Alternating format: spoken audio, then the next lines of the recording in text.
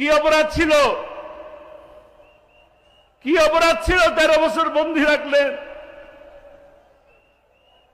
প্রতিবার দেখা করতে যাওয়ার পরে 2 ঘন্টা করে বসায় রাখতো। করোনার 2টা বছর একটা কথা বলার সুযোগ দেয় নাই, দেখা করার সুযোগ দেয় নাই।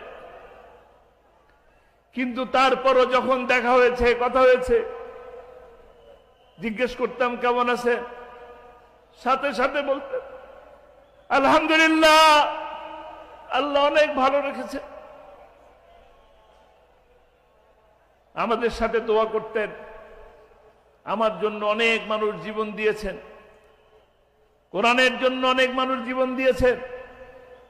আল্লাহ যদি আমাকে কবুল করো, একই জান্নাতে আমাদের সকলকে স্থান দিয়ে দিও। এই দোয়াগুলো আপনাদের জন্য ছিল, আপনাদের সকলের জন্য ছিল।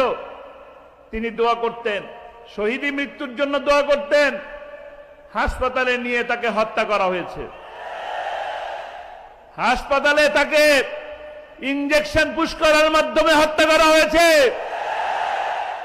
বীর চট্টলার ভাইরা, আপনারা কি সাইদি হত্যার প্রতিশোধ দিতে চান?